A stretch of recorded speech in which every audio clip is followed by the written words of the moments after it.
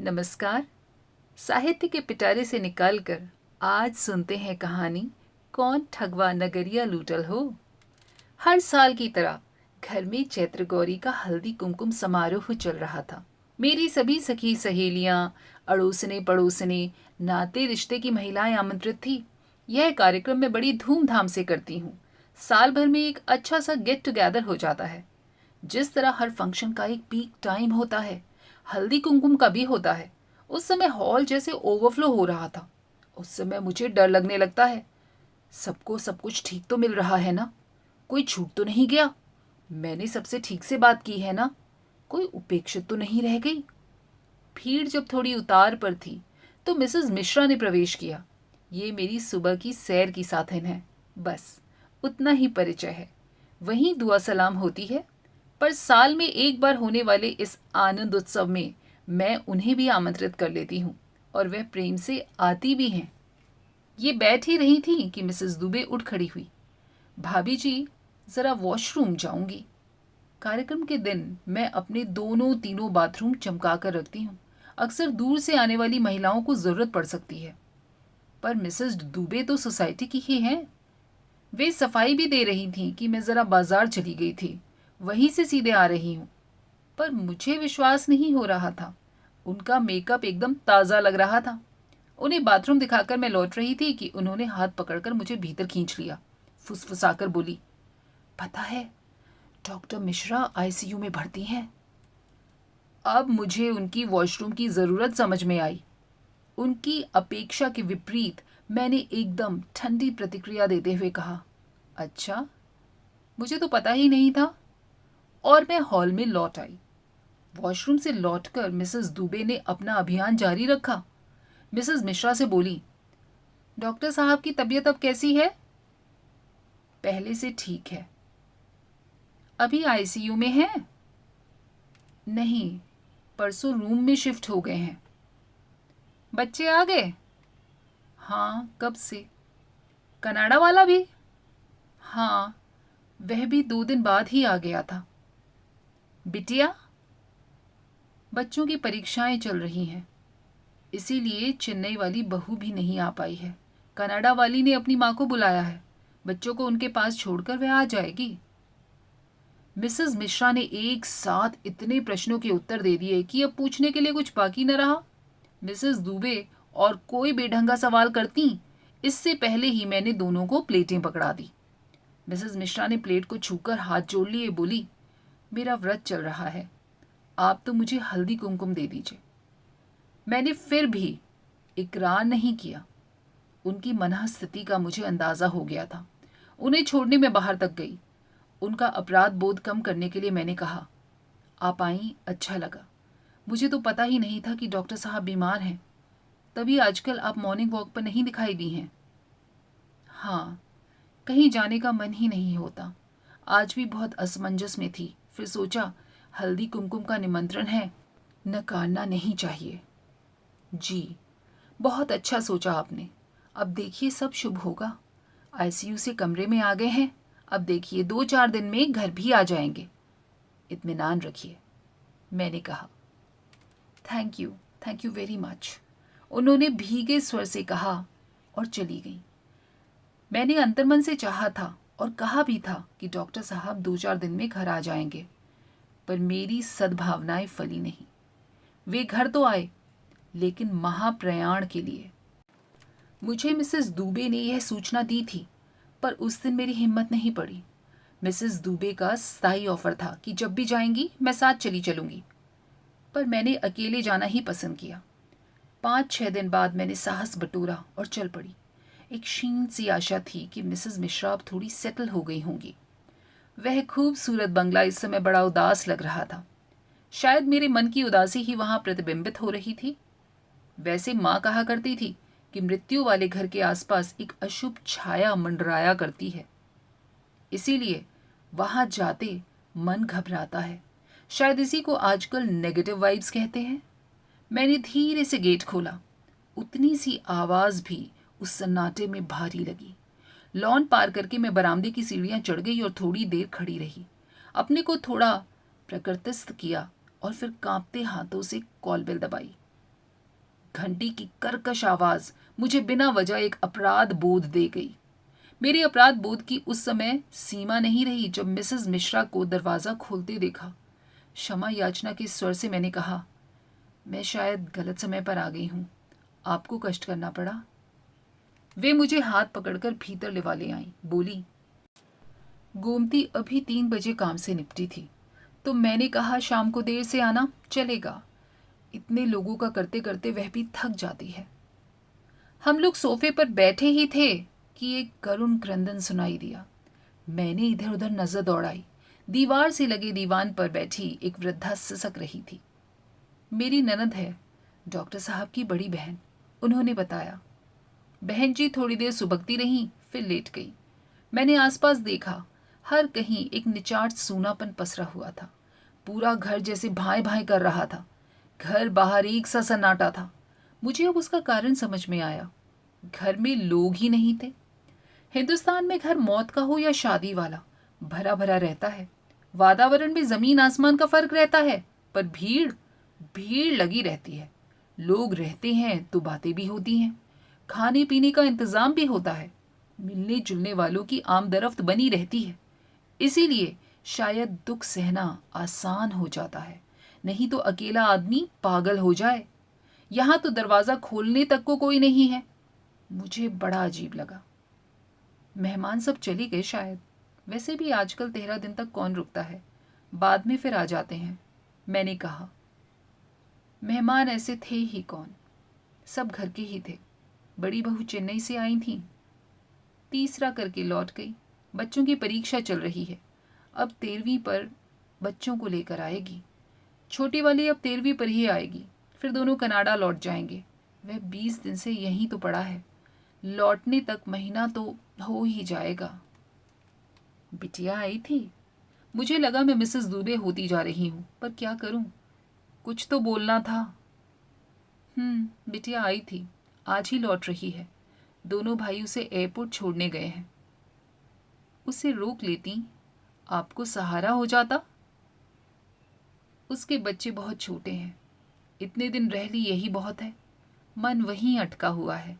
अब 13वीं पर शायद दामाद अकेले ही आएंगे। और आप सहारे की बात कर रही हैं, तो अब आदत डालनी होगी। खुद को ही सहारा ढूंढना पड़ेगा। बच्चे कितने दिन रुकेंगे, उनकी अपनी गृहस्थी है, अपना काम है। अपने पिता के लिए बेचारे सब कुछ छोड़कर दौड़े चले आए थे, आखिरी सांस तक उनके साथ रहे। लोग इसी दिन के लिए बेटों की आस करते हैं। मैंने दर्शन झाड़ा। पूछने वाली थी कि आपके पीहर से कोई नहीं आया, पर उन्होंने जैसे मेरे मन की बात पढ़ ली। बोली, मेरे भाई भाभी आए थे, 2 दिन रहकर चले गए। क्लिनिक कितने दिन बंद रखते। आपके भाई भाभी डॉक्टर हैं? हाँ, पिताजी भी डॉक्टर थे। हम लोगों का बड़ा सा नर्सिंग होम है, उस एरिया में बहुत मशहूर है। आपके भी तीनों बच्चे डॉक्टर हैं ना? हाँ, और छोटी बहू भी। वाह, यानी कि पूरी डॉक्टर्स फैमिली है। गुड। कुछ देर को एक छोटा सा मौन पसर गया। मैंने उससे उबरने के लिए जल्दी से अगला प्रश्न पूछ लिया। डॉक्टर साहब के परिवार में बस ये बहन जी ही हैं? परिवार तो बहुत बड़ा है, पर मैंने बस इन्हें ही देखा है। शादी के बाद मैं इनके ही घर गई थी। आपके सास ससुर नहीं थे? ये स्कूल में थे, तभी इनके पिताजी गुजर गए। अम्मा जी थी, देवर देवरानियों के राज में किसी तरह दिन काट रही थी। जिज्जी की शादी पिताजी कर गए थे, पर इनकी पढ़ाई पूरी होनी बाकी थी। हाई स्कूल में इन्होंने पूरे जिले में टॉप किया था। थोड़ी स्कॉलरशिप भी मिली थी, पर चाचा लोगों ने हाथ खड़े कर दिए। कहा कि शहर में पढ़ाना हमारे बस का काम नहीं है। अम्मा जी बेटे का भविष्य बिगाड़ना नहीं चाहती थीं। उन्होंने देवर लोगों को मनाया। पता नहीं किन किन शर्तों पर वे राजी हुए। ये मेडिकल के 2nd ईयर में थे जब अम्मा जी नहीं रही। तब पता चला कि अम्मा जी ने अपने हिस्से की ज़मीन दोनों के नाम लिख दी है। उनके जाते ही चाचा लोगों ने इन्हें बेदखल कर दिया। एकदम सड़क पर ही आ गए थे। मुझे लगता है आपकी सासू माँ की मृत्यु नेचुरल नहीं रही होगी। लोग जमीन जायदाद के लिए कुछ भी कर गुजरते हैं। मैंने कनखियों से बहन जी की ओर देखा। वे शांत लेटी थी। उन्हें कुछ सुनाई नहीं देता। वे धीरे से मुस्कुरा दी। मुझे भी हमेशा से लगता रहा कि अम्मा जी की मृत्यु में कोई रहस्य रहा था, पर उस समय ये छोटे थे और अकेले पड़ गए थे। क्या करते? फिर पढ़ाई कैसे पूरी की? मैंने पूछा। मेरे भाई साहब के साथ पढ़ते थे। उन्होंने बुआ जी को बताया। बाबूजी बोले, ब्राह्मण का लड़का है, होनहार है, उसका करियर बर्बाद नहीं होना चाहिए। फिर बाबूजी ने इनका पूरा खर्च उठाया, हॉस्टल की फीस भी दी, ट्यूशन फीस भी दी। एमबीबीएस के बाद पीजी करने भी भेजा। पूरे 2.5-3 साल ये बाहर थे। आपके पिताजी सचमुच पुण्यात्मा थे, नहीं तो आजकल कौन किसी के लिए इतना करता है। इस पुण्य का फल भी उन्हें हाथों हाथ मिल गया। ईश्वर ने हीरे जैसा दामाद जुटा दिया। इसमें ईश्वर की कोई करामात नहीं है, यह सब योजनाबद्ध कार्यक्रम था। मतलब? वे चुप हो गईं। मैंने थोड़ी संकोच के साथ कहा, ऐसे पूछना तो नहीं चाहिए, पर आपकी लव मैरिज रही होगी ना, क्योंकि आपने बताया था कि आपके भाई साहब और डॉक्टर साहब साथ पढ़ते थे। हमारी ना तो लव मैरिज थी ना अरेंज मैरिज, वह तो प्लानिंग वाली मैरिज थी। बाबूजी ने भांप लिया था कि लड़का होनहार है, अकेला है, परिवार से कटा हुआ है, इसलिए उन्होंने सोचा कि इसे पढ़ा देंगे तो एक साथ 3 काम सध जाएंगे। एक तो लड़के की जिंदगी बन जाएगी, दूसरे बिटिया को डॉक्टर दूल्हा मिल जाएगा, और तीसरे साले बहनोई मिलकर नर्सिंग होम को चमका देंगे। बाबूजी की 2 इच्छाएं पूरी हो गई, पर तीसरा सपना अधूरा रह गया। क्यों? मैंने पूछा। 1-1.5 साल नर्सिंग होम में काम करने के बाद इन्हें एहसास हुआ कि वह आदर मान नहीं मिल रहा जो घर के दामाद को मिलना चाहिए। मैंने भी महसूस किया कि इन्हें औरों से कमतर आंका जा रहा है। हम दोनों के स्वाभिमान पर ठेस लगी तो एक दिन हम लोग सब कुछ छोड़ छाड़ कर यहाँ चले आए। यहाँ क्यों? एक ऑफर था। एक परिचित डॉक्टर के क्लिनिक में असिस्टेंट के बतौर काम करना था। एक ऑफर था। एक परिचित डॉक्टर के क्लिनिक में असिस्टेंट के बतौर काम करना था। नई जगह थी, हाथ में डिग्री के सिवाय कुछ भी नहीं था। 2-3 साल बड़े कसाले में कटे। इन्हें तो अभावों की आदत थी, पर मेरे लिए यह सब झेलना बहुत कठिन था। 2-3 साल बाद गाड़ी पटरी पर आई, इनकी प्रैक्टिस चल निकली। फिर इन्होंने अपना क्लिनिक खोल लिया। दिन रात मेहनत की, पैसा बरसने लगा। जो वैभव मैं पिता के घर छोड़ आई थी, अब वह फिर मुझे प्राप्त हो गया। इन्हें तो जैसे जुनून चढ़ गया था। वे बच्चों को हर वो चीज़ देना चाहते थे जिसके लिए बचपन में तरसे थे। अच्छा खाना, अच्छे कपड़े, अच्छा घर, अच्छी गाड़ियाँ, अच्छी शिक्षा, सब कुछ। तीनों की शादियाँ भी उन्होंने बहुत धूमधाम से की, जैसे वे अपने जीवन से दरिद्रता की हर रेखा मिटा देना चाहते थे। सेल्फ मेड मैन ऐसे लोगों को ही तो कहते हैं। सफलता ऐसे लोगों के ही कदम चूमती है, और कहते हैं हर सफल व्यक्ति के पीछे एक स्त्री होती है। तो वह आप हैं। आप उनके यश में बराबर की हिस्सेदार हैं। उनकी आंखें अचानक भीग गईं। मैंने उनके कंधे थपथपाते हुए कहा, अरे ऐसे रोते नहीं हैं। रामचरितमानस में लिखा है कि यशस्वी पुरुष की मृत्यु पर शोक नहीं करना चाहिए। डॉक्टर साहब अपनी सारी जिम्मेदारियां पूरी करके गए हैं, आपके लिए भी पुख्ता इंतजाम करके गए हैं। बच्चे आपके सुशील हैं, संस्कारवान हैं, फिर भी मुझे विश्वास है कि आपको उनके आगे कभी हाथ नहीं फैलाना पड़ेगा। भाभी जी, क्या पैसा ही सब कुछ होता है? उनकी आवाज़ अत्यंत कातर थी। शायद बहुओं से नहीं बनती होगी, पर यह तो आजकल आम बात हो गई है, और इनकी बहुएं कौन से इनके पास रहने वाली हैं?